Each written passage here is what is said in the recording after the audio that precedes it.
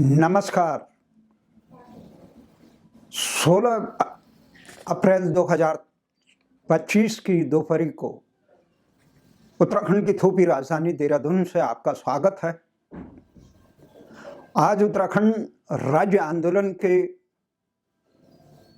अग्रणी ध्वजवाहक प्रताप शाही, जो 2 अक्टूबर 94 उत्तराखंड की ऐतिहासिक लाल किले रैली में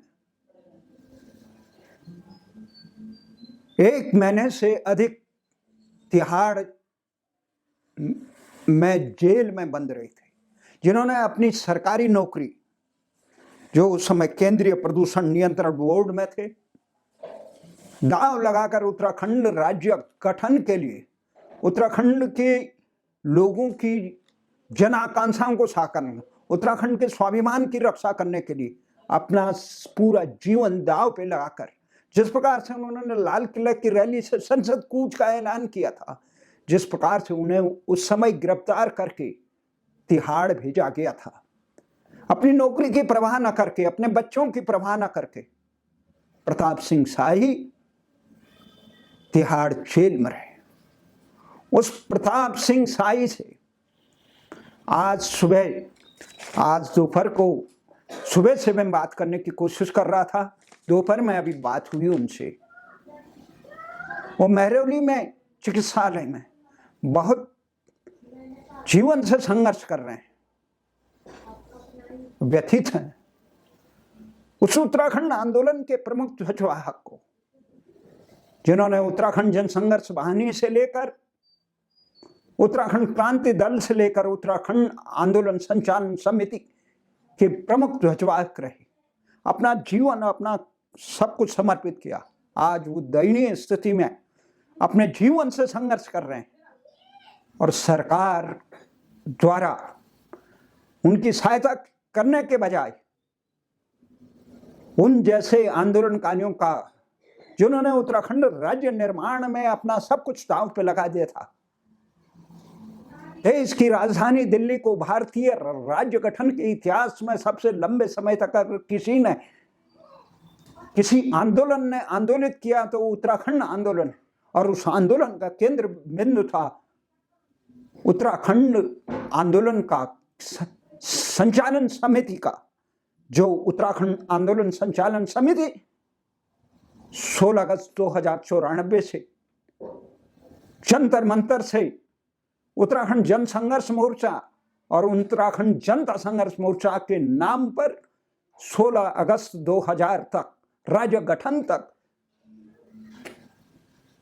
के ऐलान, संसद की चौखट पर निरंतर धरना प्रदर्शन देके उत्तराखंड विरोधी तमाम तक सपा बसपा से लेकर तमाम राजनीतिक दल, भाजपा, कांग्रेस इत्यादि दलों से संघर्ष करके उत्तराखंड के स्वाभिमान की आवाज को, जन आकांक्षाओं की आवाज को, राव मुलायम के दमन को सहते हुए भी उत्तराखंड की आवाज को बुलंद कर रहे थे। उस आंदोलन के प्रमुख हस्ताक्षर प्रताप सिंह शाही, जो तिहाड़ जेल में, उस जैसे आंदोलनकारियों को आज भी उत्तराखंड, लाख दावे कर दे उत्तराखंड सरकार, हमने उत्तराखंड के आंदोलनकारियों का सम्मान किया, हमने उत्तराखंड की जन आकांक्षाएं की, कह दे कि हमने डबल इंजन की सरकार बनाई, हमने ये किया, हमने वो किया, भाजपा कांग्रेस की तमाम सरकारें, परंतु हकीकत ये है प्रताप सिंह शाही जैसे और उनसे 2 साल पहले सूरवीर सिंह नेगी जैसे आंदोलनकार साथियों की याद आ रही है, जगमोहन सिंह रावत की याद आ रही है। वो आंदोलनकारियों को सम्मान देना तो रहा दूर, सरकार ने हमारी तमाम कोशिशों के बावजूद, मुख्यमंत्री त्रिवेंद्र रावत से लेकर, हरीश रावत से लेकर, धामी से लेकर कई शिष्टमंडलों से मिलने के बावजूद, उत्तराखंड के आंदोलनकारियों को लड़ झगड़ कर, जो हमने हरीश रावत के शासनकाल में दिल्ली में आंदोलनकारियों के चिन्हीकरण के लिए जो समिति का गठन किया था, जो उसमें उत्तराखंड सरकार के उप जिलाधिकारी नियुक्त किए थे, उनकी रिपोर्ट को भी कूड़ेदान में फेंकेगा। आज भी उत्तराखंड के वो आंदोलनकारी प्रताप सिंह शाही सहित तमाम लोग जो 1 महीने से अधिक तिहाड़ जेल में रहे। उनको आंदोलनकारी चिन्हीकरण का सम्मान तक नहीं दिया गया और सहायता तो कोसों दूर की बात है। हमें दुख होता है। मुझे याद है सूरबीर सिंह नेगी मेरे से आए दिन जंतर मंतर पे झड़पते थे कि आप हमारा चिन्हीकरण क्यों नहीं कर रहे हैं।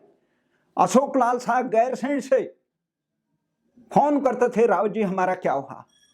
देवेंद्र चमोली पौड़ी से फोन करते थे। रुद्रप्रयाग से हमारे साथी रहे रणजीत पंवार फोन करते थे कि हमने जीवन में वर्षों तक उत्तराखंड राज्य आंदोलन को दिया और सरकारें ये दावा करती है कि जिन्होंने उत्तराखंड आंदोलन में भाग लिया उनको हमने चिन्हितकरण करके उनको पेंशन भी दे रहे हैं, उनको रोजगार भी दे रहे हैं, उनको दुनिया भर की सुविधाएं दे रहे हैं। पर जिन लोगों ने अपना खून पसीना और जीवन दाव में लगाया था उनको सुध लेने के लिए उत्तराखंड की सरकारों में हिम्मत नहीं। हमें याद है कि रानीखेत के हमारे मित्र आंदोलनकारी साथी मोहन नेगी जी हमारे साथ सल्ट से अनेक साथी थे, कहां से नहीं थे। अल्मोड़ा के ही एक हमारे साथी भाकुनी जी, उनकी शहादत को हमने देखा। अंतिम संस्कार भी अपने हाथों से जंतर मंतर पे जब हो उनका इंतकाल हुआ, लंबा संघर्ष हुआ, परंतु कोई भी सरकारें इतने निर्लज रही क्योंकि व्यक्तिगत हमारे संपर्क जिन भी मुख्यमंत्रियों से रहे, उत्तराखंड के तमाम मुख्यमंत्री, हमने उनको निर्ममता से कहा, पुरजोर तरीके से कहा कि आपने ये मापदंड आंदोलनकारी चिन्हीकरण का ये गलत बना रखा है। ये आंदोलनकारियों को सम्मान की जगह अपमान करने का है। पुलिस प्रशासन, जिहाद और तेल के जो मापदंड आपने बना रखे हैं उससे आंदोलनकारियों का सम्मान की जगह उनका घोर अपमान हो रहा है। को जेल के चक्कर लगाएं, थाने और चिकित्सालय के चक्कर लगाएं, ये तमाम ऐसे मापदंड रखे। तो उसके बाद जब हमारी जिद्दोजहद हुई हरीश रावत जी से तो उन्होंने कहा कि ये ठीक है। मैंने कहा ये किसी यूएनओ से आपको प्रस्ताव पारित नहीं करना पड़ेगा, संसद से पास नहीं पड़ेगा, जो न्यायोचित है। जिन लोगों ने आंदोलन किया उनको कौन जानता है, जो संघर्षशील संगठन थे प्रमुख, अब वो दर्जनों, वो सैकड़ों नहीं थे, केवल मुट्ठी भर संगठन थे। उत्तराखंड संयुक्त संघर्ष समिति, उत्तराखंड महिला संयुक्त संघर्ष, उत्तराखंड पूर्व सैनिक और अर्धसैनिक संगठन, उत्तराखंड कर्मचारी संगठन, उत्तराखंड छात्र संयुक्त समिति, और जहां दिल्ली की बात है उत्तराखंड जनता संघर्ष मोर्चा, जो उत्तराखंड संचालन समिति से लेकर जन संघर्ष मोर्चा से लेकर जिसके सफर में उत्तराखंड जनता संघर्ष मोर्चा का वहां, जिसमें तमाम आंदोलनकारी संगठन, जिसमें जो देश विदेश के जो आंदोलनकारी, जिसमें बसंत साठे से लेकर नानादत्त तिवारी से लेकर खंडूड़ी से लेकर कौन ऐसा नेता है जो वहां पे आने के लिए लालच। जिस आंदोलन में वहां पे फटकने पे हरीश रावत से लेकर तमाम लोग डरते थे, उत्तराखंड आंदोलन का ये जिद्दोजहद था। उस आंदोलन के तमाम संघर्षशील साथी आज भी हमसे कहते हैं कि आप लोगों ने क्या किया। हम किससे कहें दर्द दिल किसको, मेरा दर्द है बेदर्दी से कहना नहीं, अपनी लाज खोना।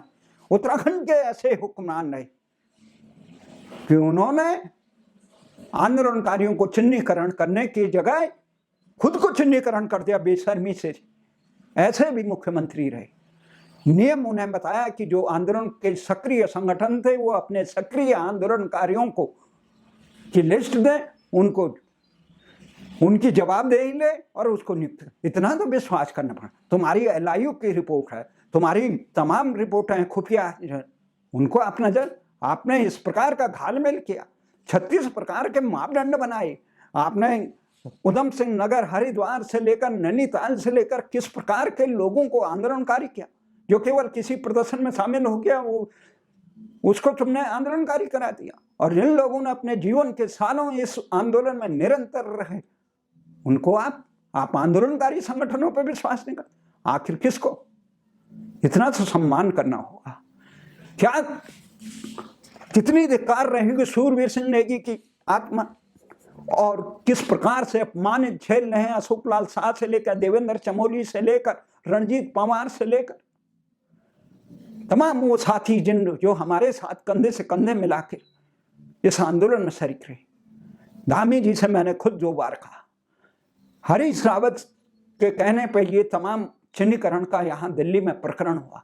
विजय बहुगुणा के सामने हमने कई बार ये कहा, आप उत्तराखंड की जन आकांक्षाओं को साकार कीजिए, राजधानी गैरसैंण से लेकर मुजफ्फरनगर कांड के अभियुक्तों को सजा दो, वहां पे भू कानून और मूल निवास 1950 के हिसाब से बनाओ, हिमालयी क्षेत्र के लोगों को जो वन क्षेत्र का जिन्हें दर्जा था, वनवासी का दर्जा था, गढ़वाली कुमाऊनी जौनसारी लोगों को उनका मूल दर्जा दिया जाए।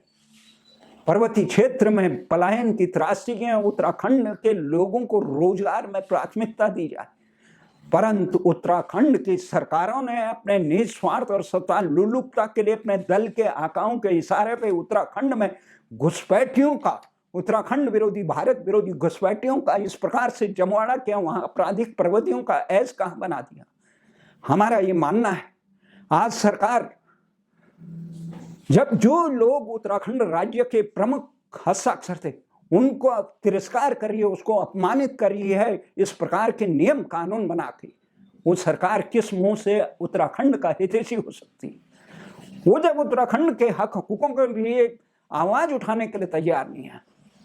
इसलिए हमारा मानना है सरकार अब भी वक्त है इस प्रकार के तमाम जिन लोगों को उत्तराखंड राज्य आंदोलन में जिन लोगों ने समर्पण से पूरा जीवन दांव पे लगा दिया, उनको कम से कम वो आंदोलनकारी पहचान पत्र तो दे दें, सुविधाएं देने। तुम्हारे तो केवल अपने आकाओं को अपने बंदर बांट करे, उत्तराखंड की संपत्ति से लेकर उत्तराखंड के संसाधनों को बंदर बांट करने का काम जो सरकारों ने किया, उस पर अंकुश लगना चाहिए था। और जिन लोगों ने उत्तराखंड की मान सम्मान बचाने के लिए अपने जीवन को दान, आज जो प्रताप सिंह साई हैं, जो उक्रांद के भी बड़े नेता हैं, उपाध्यक्ष रहे वरिष्ठ, वो चौखुटिया क्षेत्र के मूल निवासी हैं, अल्मोड़ा के रानी के क्षेत्र से चुनाव भी लड़े, परंतु उन्होंने भ्रष्टाचार से लेकर तमाम चीजों से दूर रहे। आज कुमाऊं भवन के, दिल्ली में गढ़वाल भवन, कुमाऊं भवन, दो प्रमुख भवन, कुमाऊं भवन के अध्यक्ष भी समाज को जोड़ने का काम किया। उत्तराखंड के हकों, राजधानी गैरसैंण का हो, 2 अक्टूबर 94 के अभियुक्तों को सजा देने वाली हो, या उत्तराखंड के जड़ जमीन से लेकर उत्तराखंड के तमाम सरोकारों से जो प्रमुखता से आवाज उठाते हैं, वो प्रताप सिंह साई आज असहाय स्थिति में न रहे, उनके परिवार को ये न लगे कि उनका साई। मैं तमाम आंदोलनकारी संगठनों से अनुरोध करूंगा, प्रताप सिंह बिष्ट जी को के दुख में साथ खड़े हों, और सरकार से भी निवेदन है कि वो अपने कृत्यों से जो आंदोलनकारियों के जख्मों को कुरेद रही है, उन आंदोलनकारियों को चिन्हित करें। कम से कम उनकी आंखें जब तक खुली रहे तब तक वो अपने देखे। जिन लोगों ने कहीं कार्य नहीं किया उनके लिए तो आंदोलनकारियों का पहचान पत्र दे रखा, उन्हें नियुक्तियां दे रखी है, उनको आपने तमाम सुविधाएं दे, पर जिन लोगों ने वर्षों तक वो किया उनको उपेक्षा, ये उचित नहीं है। हमें किसी सम्मान का भूख नहीं है, हमें तो ये चाहिए उत्तराखंड की जन आकांक्षाएं, जिसके लिए हमने राव मुलायम से लेकर तमाम जनद्रोही, उत्तराखंड द्रोही सरकारों से टक्कर लेने का निरंतर 94 से आज तक का काम किया, और अब निरंतर करते रहेंगे जब तक सांस में।